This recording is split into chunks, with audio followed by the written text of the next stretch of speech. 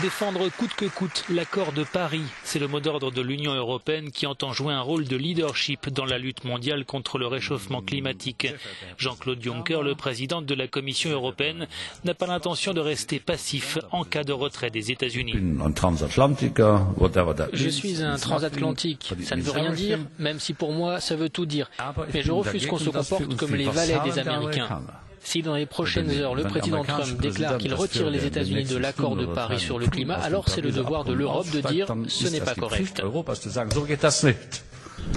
Pour Greenpeace, un retrait américain devra conduire les nations à renforcer leurs efforts contre le réchauffement climatique. L'ONG salue la prise de conscience mondiale autour de cet enjeu.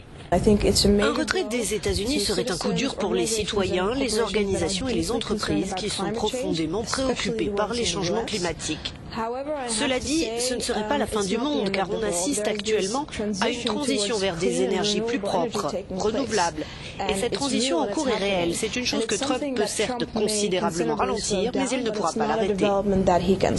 Face aux atermoiements américains, la Chine et le Canada, deux des plus gros pollueurs de la planète, ont réaffirmé leur soutien à l'accord de Paris. Aux États-Unis, les démocrates font pression sur la Maison-Blanche. Dans un tweet, John Kerry, l'ancien secrétaire d'État, prévient Trump que sa décision aura des conséquences sur des milliards d'enfants.